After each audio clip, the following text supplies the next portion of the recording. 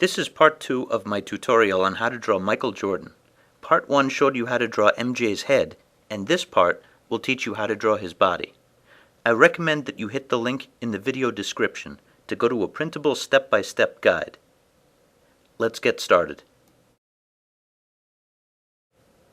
For step 1, try to draw the shapes that I just added. Notice that his body goes out to your right a little bit less than a head length, from ear to ear. The bottom of his collar is also less than a head length down. Step 2. Complete the shape for the shirt. Notice that the entire length of the shirt is almost 2 head lengths. Step 3. Observe and add the shapes for the upper arms. Step 4.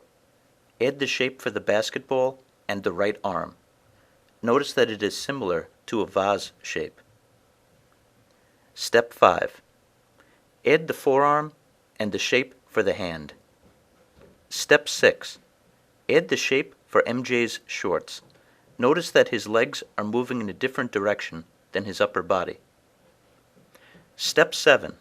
Draw in the shape for the lower legs. Notice that they are angled in the same direction as the upper body. Step 8. Draw in MJ's shoes. Step 9. Fix MJ's hand. To do shading, I'm going to use a paintbrush. You could use a Q-tip if you want, although that'll probably be slow because the body is huge compared to the head. You could use a paper towel. I didn't list that, but you can use that, and that will work somewhat.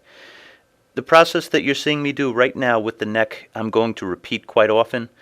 Covering over the area with the pencil lead, then I'm going over it with the paintbrush to smooth it out, then I'm adding more details on top. And of course you see me now with the kneaded eraser adding some highlights. That is a graphite stick. That is just a really, really big pencil.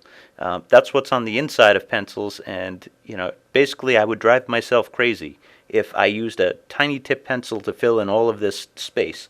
And I never really liked charcoal. This is this is pencil-like because it is a pencil, technically.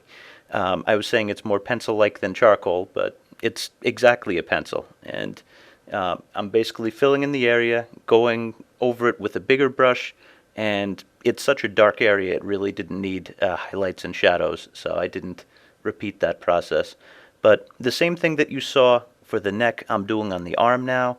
There's a differentiation in tone from the top part to the bottom part, and I'm trying to successfully do that gradation there. Combining the brush, if there's ever an area that I need to make fine details, also I'll go back to the regular pencil.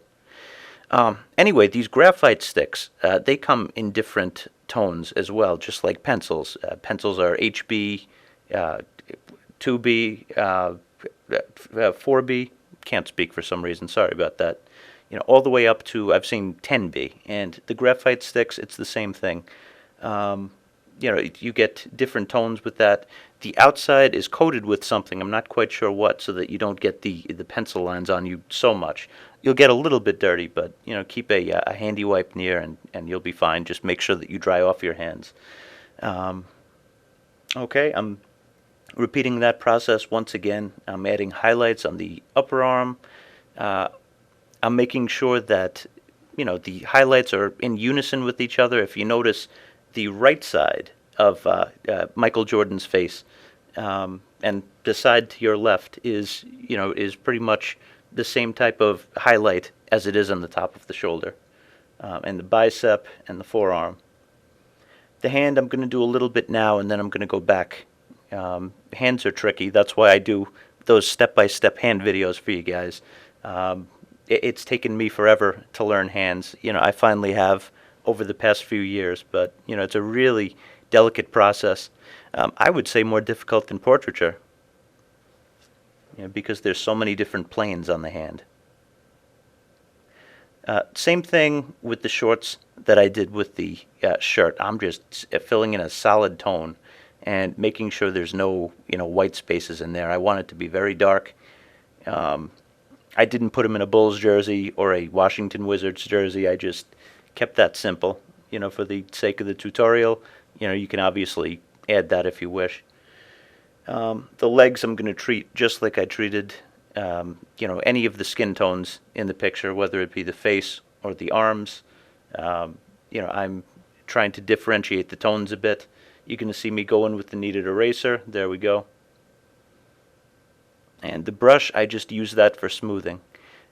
If you really looked, you saw that I used the blending stump a few times as well.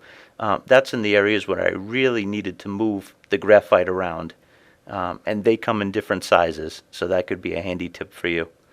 I don't know, I use what I feel is necessary. I've drawn for about 10 years now, and I have a pretty good inventory in my mind of what I could use.